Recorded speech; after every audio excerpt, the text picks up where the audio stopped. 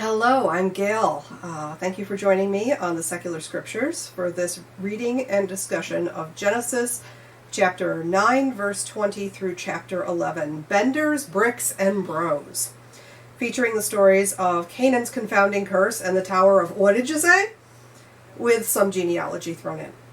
These passages are from the World English Bible, a free public domain translation of the Bible, without which this study would not be possible. If you just came for the reading and don't want to stick around for the discussion, feel free to move on to the next video once that's done. If you'd like to stay for some history, literary analysis, comparative mythology, and conflicts, contradictions, and controversies, you are most welcome to do so. Timestamps are in the description if you need to use them. I am not a biblical scholar. I just love these stories. Names are hard. I will mispronounce people and place names like Japheth. I mispronounced his name throughout this entire reading. His name is Japheth. But I think it's important to show that even if you struggle, it's still worth reading. It's worth breaking it down, as these characters do matter within the context of the stories, even if your eyes glaze over on the begats. Everyone, that this is a secular study, so please refrain from banging your head against the brick wall of apologetics. Do your best to keep the discussions and the comments civil. Please list the translation you are using if or when you quote a passage. It really does help. Now, get yourself a drink, but not a drunk. Get comfortable, and we'll break down this towering tale brick by brick. Noah began to be a farmer and planted a vineyard. He drank of the wine and got drunk. He was uncovered within his tent. Ham, the father of Canaan, saw the nakedness of his father and told his two brothers outside. Shem and Japheth took a garment and laid it on both their shoulders, went in backwards, and covered the nakedness of their father. Their faces were backwards, and they didn't see their father's nakedness. Noah awoke from his wine and knew what his youngest son had done to him. He said, "Canaan is cursed. He will be a servant of servants to his brothers." He said, "Blessed be Yahweh, the God of Shem. Let Canaan be his servant. May God enlarge Japheth. Let him dwell in the tents of Shem. Let Canaan be his servant." Noah lived 350 years after the flood. All the days of Noah were 950 years, and then he died. Chapter 10. Now this is the history of the generations of the sons of Noah and of Shem, Ham, and Japheth. Sons were born to them after the flood. The sons of Japheth were Gomer, Magog, Madai, Javan, Tubal, Meshach, and Tiras. The sons of Gomer were Ashkenaz, Riphath, and Togarmah. The sons of Javan were Elisha, Tarshish, Kittim, and Dodanim. Of these were the islands of the nations divided in their lands, everyone after his language, after their families and their nations. The sons of Ham were Cush, Mizraim, Put, and Canaan. The sons of Cush were Sheba, Havilah, Sabta, Ramah, and Sabteca. The sons of Ramah were Sheba and Dedan. Cush became the father of Nimrod. He began to be a mighty one in the earth. He was a mighty hunter before Yahweh. Therefore it is said, like Nimrod, a mighty hunter before Yahweh. The beginning of his kingdom was Babel, Erech, Akkad, and Calneh, in the land of Shinar. Out of the land he went into Assyria and built Nineveh, Rehoboth-ir, Calah, and Resen between Nineveh and the great city of Calah. Mizraim became the father of Ludim, Anamim, Lehabim, Naptuthim, Pathrishum, Kelishum, which the Philistines descend from, and Caphratorim.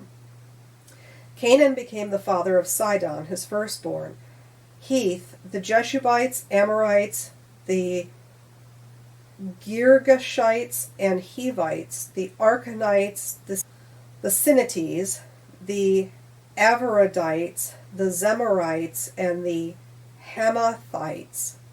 Afterwards, the families of the Canaanites were spread abroad. The border of the Canaanites was from Sidon, as you go towards Gerar, to Gaza, as you go towards Sodom, Gomorrah, Admah, and Zeboim, to Lasha. These are the sons of Ham, after their families, according to their languages, in their lands and their nations. Children were born also to Shem, the elder brother of Japheth, the father of all the children of Eber. The sons of Shem were Elam, Ashur, Arpachshad, Lud, and Aram. The sons of Aram were Uz, Hul, Gether, and Mash. Arpachshad became the father of Shelah. Shelah became the father of Eber. To Eber were born two sons. The name of the one was Peleg, for in his days the earth was divided. His brother's name was Joktan. Joktan became the father of Almadad, Shephelah, Hazarmaveth, Jerah, Hadaram, Uzal, Dikla, Obal, Abimael, Sheba, Orphir, Havilah, and Jobab. All of these were sons of Joktan. Their dwelling extended from Mesha as you go towards Sephar to the mountains of the east. These are the sons of Shem by their families, according to their languages, lands, and nations. These are the families of the sons of Noah by their generations, according to their nations, the nations divided from these in the earth after the flood. The whole of the earth was of one language and one speech. As they traveled east, they found a plain in the land of Shinar, and they lived there. They said to one another, "Come, let's make bricks and burn them thoroughly." They had brick for stone, and they used tar for mortar. They said, "Come, let's build ourselves a city, a tower whose top reaches to the sky, and let's make a name for ourselves, lest we be scattered abroad on the surface of the whole earth." Yahweh came down to see the city and the tower which the children of men built. Yahweh said, "Behold, they are one people, and they all have one language. And this is what they begin to do. Now nothing will be withheld from them which they intend to do. Come, let's go down, and there confuse their language, that they may not understand one another's speech." So Yahweh scattered them abroad from there on the surface of all the earth. They stopped building the city. Therefore, its name was called Babel, because there Yahweh confused the language of all of the earth. From there Yahweh scattered them abroad on the surface of the earth. This is the history of the generations of Shem. Shem was 100 years old when he became the father of Arpachshad, 2 years after the flood. Shem lived 500 years after he became the father of Arpachshad, and became the father of more sons and daughters. Arpachshad lived 35 years and became the father of Shelah. Arpachshad lived 403 years after he became the father of Shelah, and became the father of more sons and daughters. Shelah lived 30 years and became the father of Eber.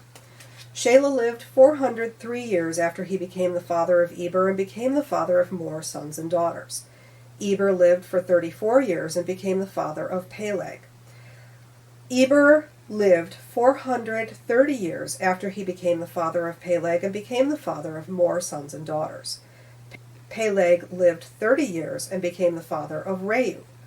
Peleg lived 209 years after he became the father of Reu, and became the father of more sons and daughters. Reu lived 32 years and became the father of Serug. Reu lived 207 years after he became the father of Serug, and became the father of more sons and daughters. Serug lived 30 years and became the father of Nahor. Serug lived 200 years after he became the father of Nahor, and became the father of more sons and daughters. Nahor lived 29 years and became the father of Terah. Nahor lived 119 years after he became the father of Terah, and became the father of more sons and daughters. Terah lived 70 years and became the father of Abram, Nahor, and Haran. We have 2 Nahors. Now, this is the history of the generations of Terah. Terah became the father of Abram, Nahor, and Haran. Haran became the father of Lot. Haran died in the land of his birth in Ur of the Chaldees, while his father Terah was still alive. Abram and Nahor married wives.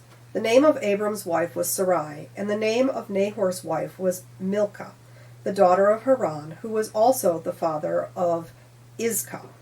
Sarai was barren, she had no child. Terah took Abram, his son, Lot, the son of Haran, his son's son, and Sarai, his daughter-in-law, his son Abram's wife. They went from Ur of the Chaldees to go into the land of Canaan. They came to Haran and lived there. The days of Terah were 205 years. Terah died in Haran. So right after history and literary analysis, I'm going to get into who Noah's 3 sons are, Noah's curse on Canaan, and the fallout from all of that. Then we have Nimrod and his great city-building adventures. I am not going to address the rather eyebrow-raising relationships between Terah's descendants because that's a mess for next time. Channel recommendations. Myth Vision podcast. This is for deep dives into religion, mythology, ancient cultures, and interviews with very interesting people. I'm also going to suggest the Bible Project. They're really good, okay? If you don't like digging through every word and phrase like we're doing here, and you just want a little 10-minute summary of what these books are about, and you don't mind some apologetics, these are excellent. All right, history of the text. I'm coming at this from the documentary hypothesis. So Moses is the name that gets slapped onto the Pentateuch, right? He didn't actually write it. This is a bunch of people writing at different times and different places, centuries apart, and then those things were all compiled together into the Pentateuch. So for this section, we have the Yahweh source from the 800s BCE and the priestly source from the 500 BCE during the Babylonian exile.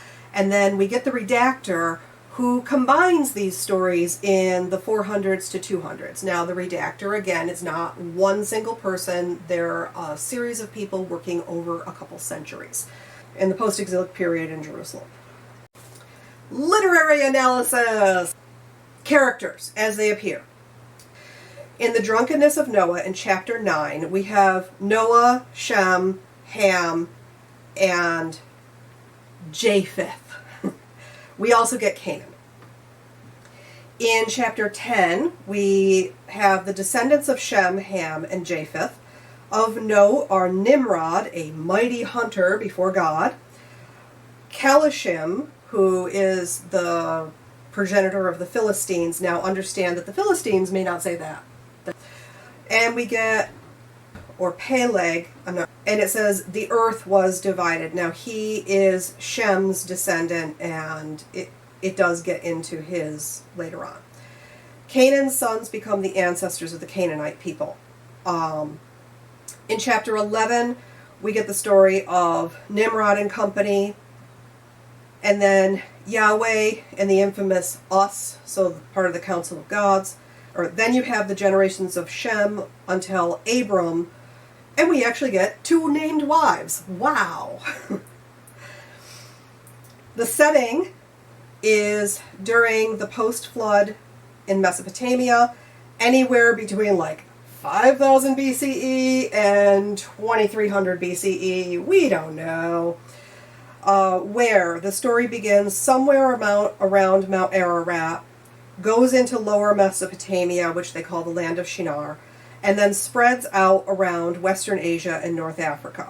At the very end, we start in the city of Ur in modern-day Iraq to Hebron. Point of view. The story is told in the third-person narrative, and the genealogies are recited in a repetitive, poetic form. Plot summary. The story opens in chapter 9, verse 20, with Noah growing grapes, getting smashed, and passing out naked in his tent. And then he wakes up, curses his grandson Canaan into servitude after Ham sees his daddy in his birthday suit. Brothers Shem and Japheth cover pops up with some backwards gymnastics and get blessed for it. Chapter 10 gives us a descendant list of the 3 boys. a little story about Nimrod, the hunter, city builder, giant, but mostly how the people on earth came from just these three knuckleheads. Chapter 11 opens with Nimrod building a tower of bricks and tar in the land of Shinar. God and company come down and say, whoopsie, can't be having that, and make them all speak different languages, which is an etiology for where languages come from. Then they scatter them over the earth because God is very anti-urban planning, apparently. The rest of chapter 11 is devoted to the genealogies of Shem and the ages of childbirths and deaths down to Lot and Abram, who apparently really like their close female relatives. Literary devices. We have repetition. Simplos in this case, which has the same beginning and the same ending, with just a little bit of variation in between. In this case, it's the names of the fathers and sons and the ages in which things happened. We get etiological explanations. Why is there slavery? Why the Israelites get to take over the land of Canaan? Why people speak different languages. People group origin myths. Whether the people groups themselves adopt these or not is highly questionable. The Hungarians actually do. Potentially also why large civic projects are hard to sustain. A parable is a succinct didactic story in prose or verse that illustrates one or more instructive lessons or principles. We also get some wordplay. Babel in Akkadian is Babylum, meaning gate of the gods. But in Hebrew, it's a play on the word balal, meaning to jumble or confuse. I probably said those wrong. A word play is a literary technique and a form of wit in which words used become the main subject of the work, primarily for the purpose of intended effect or amusement. Conflicts, contradictions, and controversies regarding the story of Noah's drunkenness. So, who are Noah's sons, and why did Noah curse Canaan? The passage in the flood myth emphasizes that Shem, Ham, and Japheth are Noah's sons, and that there are 3 sons, which is part of numerology. In chapter 5, verse 32, we get the first mention of Noah's sons, Shem, Ham, and Japheth. In 6:10, it mentions them by name, in that order, going from oldest to youngest. Then we get a long string of passages not naming them at all, just calling them his sons or your sons. In 6:18, 7:1, it's implied, 7:7, 7:13, 7:23, implied again, 8:16 and 8:18, 9:1 and 9:8. They are again named in the order of Shem, Ham, and Japheth in 9:18 and 19, and in verses 18 and 22, it makes sure to tell us that Ham is the father of Canaan. In 9:24, Noah awoke from his wine and knew what his youngest son had done to him, which would be Japheth if the order was correct. In verse 25, he said, Canaan is cursed. He will be a servant of servants to his brothers. And then it goes on to bless Canaan's uncles, not his brothers, and name Canaan a servant to them. In 10:1, again, it names Shem, Ham, and Japheth as Noah's sons. In 10:6, it lists Canaan as the youngest of Ham's 4 sons. In 10:21, we get an odd phrase, children were also born to Shem, in parentheses, the elder brother of Japheth, which, yes, you've told us a million times. Why? Why is this being so emphasized? Why hammer this home so much? Methinks the redactor doth protest too much. Why would Noah curse Ham's son Canaan in his stead if it was Ham who was the one who offended? And what did Ham do so wrong that Noah would curse his grandson's line with perpetual servitude? After all, it was Noah who was drunk and passed out naked, not that getting blitzed and letting it all hang out in one's own tent is wrong either. All the text says is that Ham saw his father naked and then told his brothers, who then covered their father. It gives no indication of tone, malintent, or even negligence on Ham's part. It could have been anything from the making fun of, hey, Shem, Japheth, get a load of the old man in there, which would be bad, okay? But it could have also been, guys, come over here. I need some help. What should we do? You know, it could have been that. We don't get an indication of the tone. There are a few different theories about what might have happened here. The first and most plausible theory is basically blame the redactor, okay? The story is a combination of the Yahwist and priestly sources. So that likely clears up who these people were and what happened, okay? Of course, that leaves why the curse. There's a bunch of theories about that.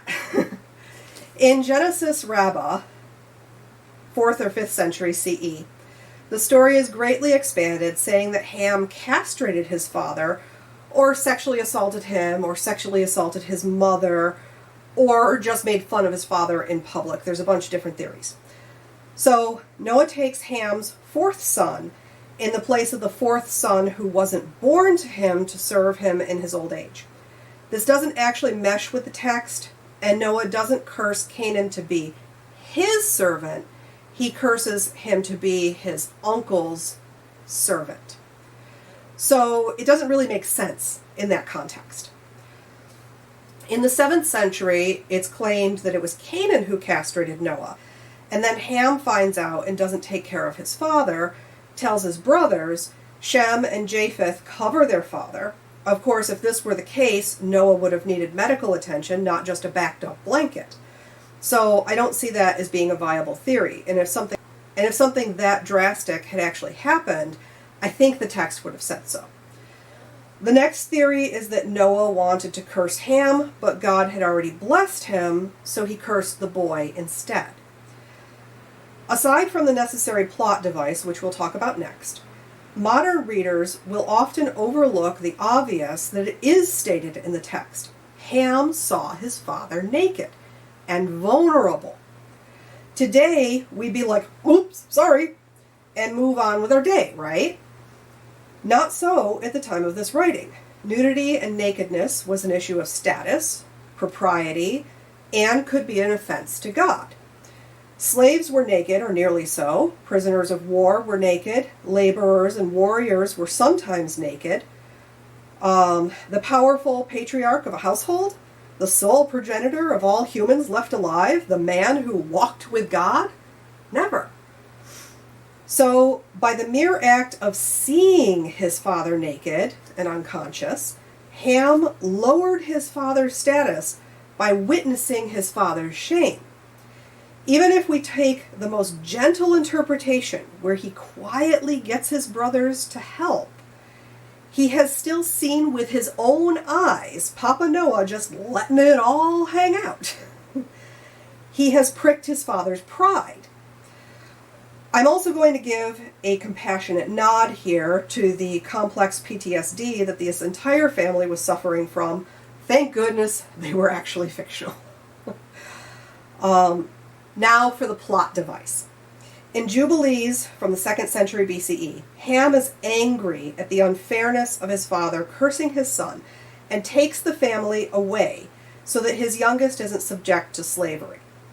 Canaan is the ancestor of the Canaanites in the story, and this generational curse sets up an excuse for the Israelites to take the land of the Canaanites. The consequences of Noah's actions. For hundreds of years, Jews, Muslims, and Christians all used Genesis chapter 9, verse 24 through 27 as an excuse to enslave African people and treat people with darker skin as lesser. I was taught that Ham's descendants were blackened and that they carried Canaan's curse of servitude, and that was the 1980s. This is not an opinion that is held today, mostly, nor is it supported by the text, but it is literally a tradition within living memory, and we cannot ignore the magnitude and the harm that was done by this interpretation.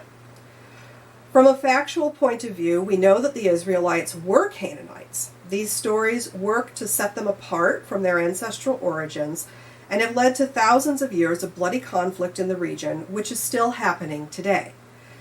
As of the date of this video, over 56,000 Palestinians and almost 2,000 Israelis have died in the war since 2023, and that's just the most recent conflict. I think all of this confusion falls squarely on the long-dead redactors' heads. From a literary analysis standpoint, that theory makes the most sense. It doesn't add more to the narrative than what is actually there. We will never know what Noah pitched his hangover fit about. We only know what the fallout from it was in the story, and unfortunately, in real life. Comparative mythology for Noah's drunkenness. If we take the story about Noah's drunkenness and the curse of Ham or Canaan as being about castration or the theft of power from an older male relative to a younger one, there are ample world myths to fit that theme. We have Kronos from Greek mythology, Osiris from Egypt, Attis, the god of nature, from Phrygia, modern-day Turkey. I don't think it's about castration, so I'm going to skip over that for now, but I mention them just for fun. Sticking to what is in the narrative, we have the themes of drunkenness, an ancestor cursing a descendant, or generational curses, which is really big in Christianity. This brings us right back to Greek mythology, but this time with Dionysus and his Maenads.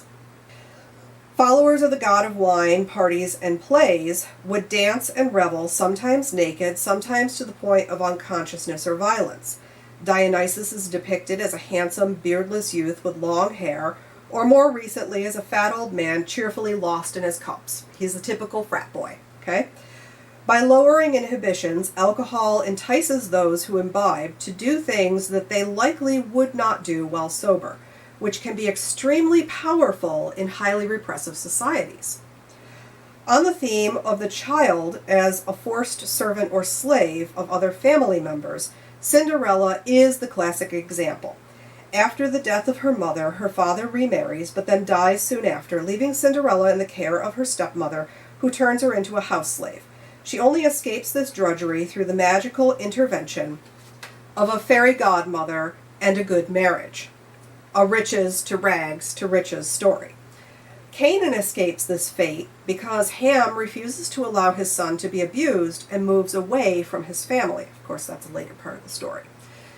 The theme of the generational curse, or blessing, in Christianity begins with Adam passing on God's curse of original sin to almost all of Adam's descendants.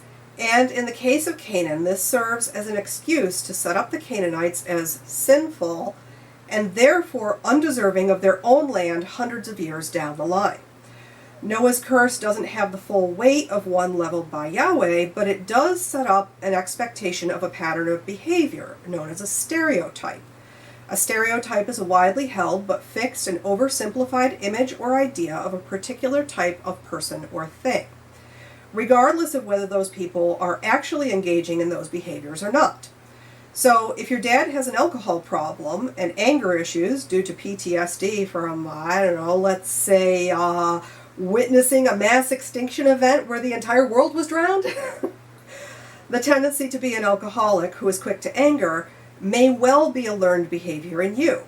And even if it isn't, you may inherit that reputation from him because the people in the community will assume it anyway. In reality, many children of alcoholics refuse to touch it at all for fear of becoming like their parents. While modern Christians will claim that generational curses are broken by being saved by Jesus, the reality is that generational curses are broken by hard emotional work, learning new healthy behaviors, and moving forward from the point you are at, barring genetic factors. Modern generational curses may include things like alcoholism and drug addiction, anger management issues, emotional dysregulation, eating disorders, gambling or other financial ineptitude, hoarding disorder, which is both genetic and learned, and here's the big one, poverty. That is much harder to get out of and actually takes several generations. But enough about Noah and his three knuckleheads. moving on. In the story of the Tower of Babel, there are two elements that I want to explore. Nimrod, the mighty hunter, and the tower built to reach the realm of the gods. Over time, various legends expand the epic of Nimrod. He is depicted as a giant in Hungarian mythology, a great hero, a prolific hunter who usually, but not always, becomes an opponent of God, and a founder of the Mesopotamian kingdoms. In some tales, he seeks to build a tower so high that another flood can never reach humanity again. And in those, he's also very angry at God. And as his kingship grows, he becomes a despot, sometimes setting himself up as a god king. God fears that humans will enter the realm of the gods through heaven or the sky and gain access to the tree of life, becoming immortal. Instead of wiping them out again, he and his unnamed divine companions break up the language and scatter the people, sometimes also destroying the tower. God spares those who don't participate in the building of the tower, keeping their language intact, and occasionally this includes Nimrod himself. Can you guess which language remained intact? In the biblical story, Nimrod is the founder of both Babylon, 2300 BCE to 539 BCE, and Akkad, 2300 BCE to the 500s BCE, and is often associated with Sargon of Akkad and his grandson, Naram-Sin, and occasionally with the Mesopotamian god Ninurta. Nimrod's name is tangled up with too many Mesopotamian kings, both real and fictional, to pin him down as an actual person. He serves as a sort of like all-king and a generic dynastic founder figure. Taking the real-world time frame of these cities into account, he would probably be placed sometime around the 2300s BCE era. Orion, the mighty hunter from Greek mythology, shares many characteristics with Nimrod. They are both giants, sometimes. Both boast of their hunting prowess, and both travel the earth seeking glory, but are cut down by the gods, though to be fair, this does not actually happen to Nimrod in the biblical texts, just in the later fanfics.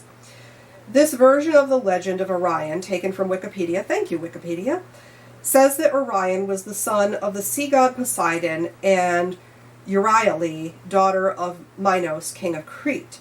Orion could walk on the waves because of his father, and he walked to the island of Chios, where he got drunk and raped Merope, the daughter or wife of Enopion, the ruler there.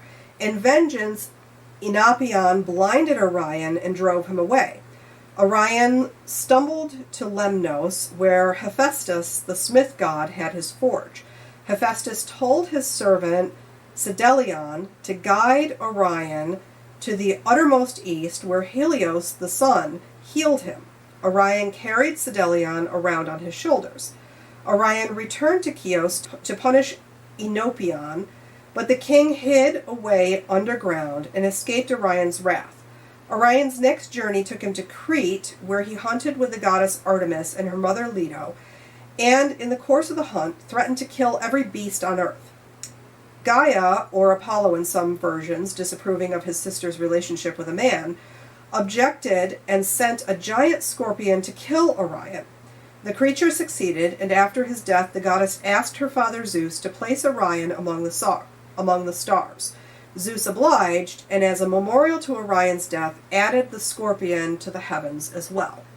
World myths about mighty hunters include, from North America, the Hunters and the Bear, an Iroquois tale about perseverance and the constellations, specifically the Big Dipper. An Ojibwe story, the Great Spirit of the Lake, tells what happens when one hunts too much. From the Cherokee legend, we get Sul Kalu, a giant hunter, a mind reader and magician who can benefit or harm those who encounter him. Australia has a story of the Seven Sisters, which closely mirrors the tale of Orion, where the sisters are also associated with the constellation of Pleiades and Orion. in which the hunter pursues the women. Conflicts, contradictions, and controversies. I'm going to dump a lot of dates on you here. So we have some contradictions with history. The dates of the Mesopotamian cities. These are a big one. So Babel or Babylon was founded in 2300 BCE and destroyed in 539 BCE by the Persians, finally abandoned around 1000 CE or the 11th century. The name means Gate of the Gods. Erech or Uruk was founded in 5000 BCE and was abandoned by 700 CE. This is the city of Gilgamesh in the Sumerian kings list. Akkad or Akkad, location unknown, but possibly somewhere around modern Baghdad, also called Agade, Akkade. They are mentioned in documents and inscriptions from 2350 BCE up through the 500s BCE, and then they're never mentioned again. Calne may be a mistranslation of all of them, or it could be the city of Nippur, the city of Enlil and his son Ninurta, who Nimrod is associated with.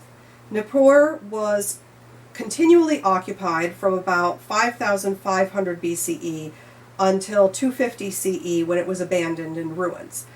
Calne may also be Kulnai, or Kulnahu, modern-day Kulan Khoi. Nineveh is located on the east bank of the Tigris in the city of Mosul. The city of Nineveh is ruins, okay? It's not inhabited today. It was one of the earliest settlements in the area and was sacked in 612 BCE, but not abandoned until the mid-1300s CE. It may have been named after the goddess Inanna.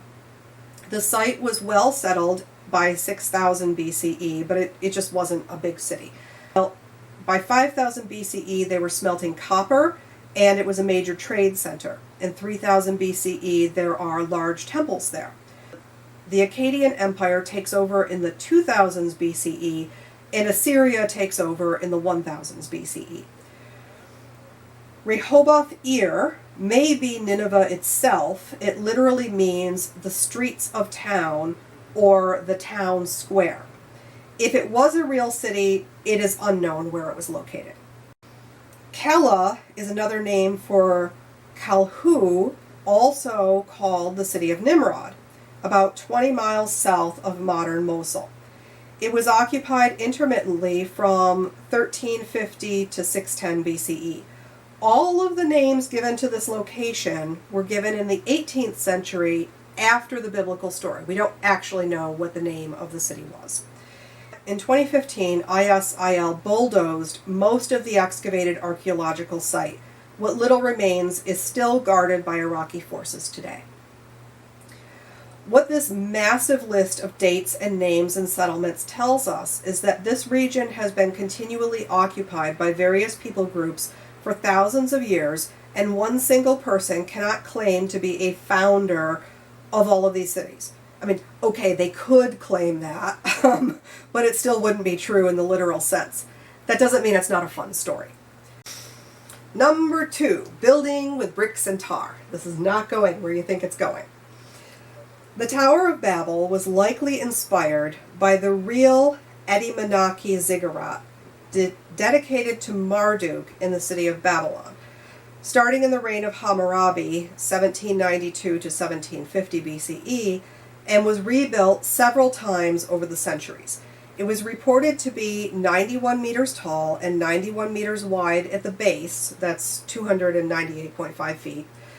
Construction had been abandoned again during the time of the Babylonian captivity, and stories of the gods dividing humans by language after the flood were common in association with it. The tower was completely demolished by Alexander the Great with the intention to rebuild it, but his successor abandoned the project entirely. I am not an engineer, okay? But there are issues with the compression strength of bricks, and that would make both the biblical and Sumerian accounts highly unlikely, but not impossible. Though a really tall building would definitely appear to reach the sky if all one had to compare it to was 2 or 3-story dwellings. Monadnock Building in Chicago, Illinois, is the tallest brick building in the world at 16 stories and 214 feet. It was built from 1891 to 1893. The Chrysler Building in New York City is taller at 1,046 feet, but it has a steel frame supporting it. The tallest brick structure is the Anaconda Smelter Stack in Anaconda, Montana, at 555 feet tall. So Eddie Menachie Ziggurat does fall into this range, and things could potentially get quite high if the base was a natural stone hill, as Bruegel imagined.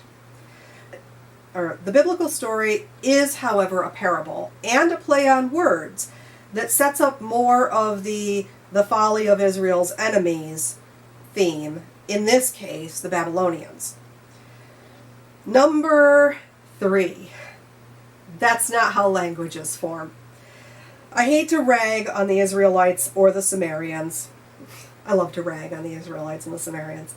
But gods didn't curse people with different languages in a fit of pique about overly ambitious architecture. We know how languages develop and change over time, and time is what is needed. That's all. Humans love to talk and play with words and sounds. And given enough time and space, new languages just happen. We can see this in our own American English. The words and phrases my son uses are so far from what my great-grandmother would have said that if they were to talk to each other, they'd both be asking, "What does that mean? What does that mean? What does that mean?" every 5 minutes. In fact, I feel like that some days, and my child was only born a decade ago, no cap. If we were to hear Shakespeare speak, we would struggle to parse it out today. So, questions. Why do you think Noah cursed Canaan? What fun stories do you like about Nimrod? Bugs Bunny totally counts here. Do you think Nimrod was a hero or a villain? What other parables, themes, or literary devices did I miss talking about? In closing, thank you so much for joining me on the Secular Scriptures for Genesis chapter 9, verse 20 through chapter 11, Benders, Bricks, and Bros. If you were entertained, please like and subscribe. Drop your thoughts down in the comments. I hope you'll come back next time for Genesis chapters 12 through 15, a close family road trip. Quick, say you're my sister!